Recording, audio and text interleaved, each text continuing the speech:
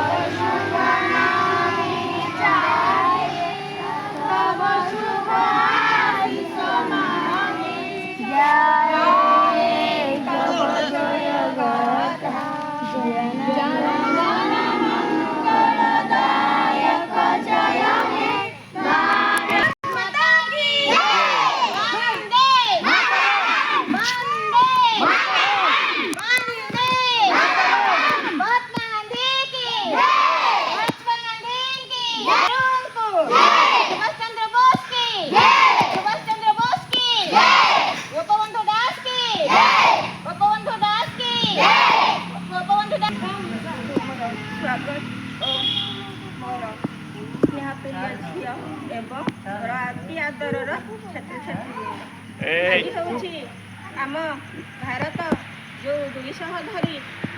वर्ष धरी इंग्रेज शासन जो कबलित हो छटपट होते आम भारतवासी जो हाथ मुगुड़ी जो स्वाधीनता लाभ करते 80 वर्ष होगा आ 20 वर्ष पर 1 शताब्दी 100 वर्ष गोटे पक्षी को आम जिते पंजुरे रखा से जमी छटपट हो मुक्त आकाश बुलिकी तार निज इच्छा स्वाधीनता ठीक से आम भारतीय मान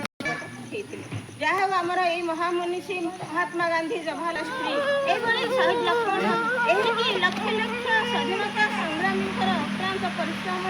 आज आम भारत स्वाधीनता जहाँ आम आज रास्ता घाट स्वाधीन भाव चलने को आम सुजोग पाई कि आज मुक्त भाव निज स्वाधीन ये आम जेकोसी भाषा धर्म वस्त्र हो खाद्य हो आम निज इच्छा मुताबक आम व्यवहार कर विद्यालय पाठ पढ़ी पक्षी सुरेंद्र सहाय एवं आमर आम मालकानगिरी जिला माटीर शहीद लक्ष्मण नायक बाजी राउत बोली आम ओडिशार गोटे कुनी पिला श्री अरविंद घोष जे कि तांकर पानी रे पूरा आम देश को वंदे भारत गोटे पत्रिका रे सी सब लेखा देकी आम देशवासी को जागृत करुले इंग्रेज मानक विरुद्ध में लड़िया जेल भी जाइछंती विभिन्न प्रकार आंदोलन सत्याग्रह आंदोलन करिसंती लवण सत्याग्रह करिसंती विभिन्न प्रकार आंदोलन करछंती एई तांकर संघर्ष तांकर वीरत्व जोगु आमे एबे 1947 मसिहा अगस्त मास 15 तारिख रे आम देश ब्रिटिश कबलरू स्वाधीनता लाभ पाइला से दिन ठारू आज पर्यंत प्रत्येक वर्ष आम कौन करछे अगस्त मास 15 तारिख को आमर स्वाधीनता दिवस रूपे पालन करुछे ना तो 15 में रखिबा स्वाधीनतार अर्थ नुहे केवल माने स्वाधीन हो गलु तार अर्थ भी आम आम देश रे रहिबा देशर नियम को मानि संविधान रे जहाँ लिखाई से अनुसार आम शासित होगा मनमुखी काम करवानी चोरी हिंसा घृणा क्या मारिबा पिटिबा एटा आम काम नुहे स्वाधीनता हेलु बोली क्या कौन अन्याय क्या प्रति करवा नहीं स्वाधीन माने आमे स्वतंत्र हवा स्वतंत्र स्वतंत्रता दिखाई भल कम करवा आम जमी आसु दीदी मोर स्कूल रे पाठ पढ़िया सेमती हजार हजार शिक्षक कौन कर ना नहीं से कौन स्वाधीन भाव में पाठ पढ़ुं ना सेमती बहुत खाली शिक्षक नुह पुलिस हवा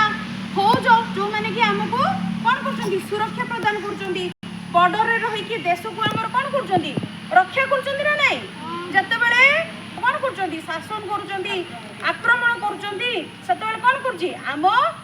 भारत पक्षर किए आमर फौज सेना जमती कि एयरफोर्स है आमर युद्ध जो कर स्थलवाही जलवाही ବାହିନୀ ସବୁ କ'ଣ କରୁଛନ୍ତି ଆମ ଦେଶକୁ ସୁରକ୍ଷା ଢାଲ ହେଇକି ଆମ ଆଗରେ ଛିଡ଼ା ହଉଛନ୍ତି ନା ନା ସ୍ଥାନ ରହିଛି। ଆମ ଦେଶ ଭାରତ ଅଗଷ୍ଟ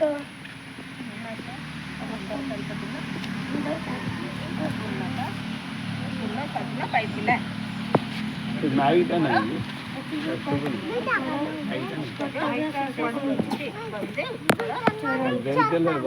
ମସିହା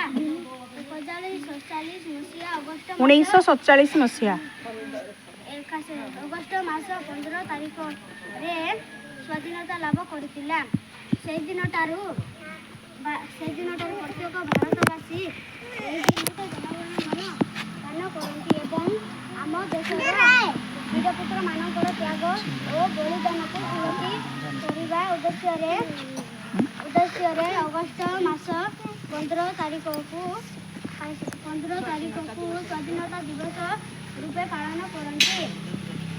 ଆମେ ସମସ୍ତେ ଆମର ଜନ୍ମମାଟି ଭାରତ ମାଆର ସର୍ବାଗ୍ରେ ସତ କରୁଛି।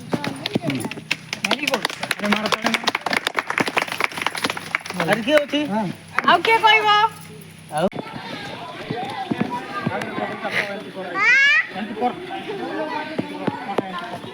ଫଟୋ ଉଠାଇବାର ଅଛି।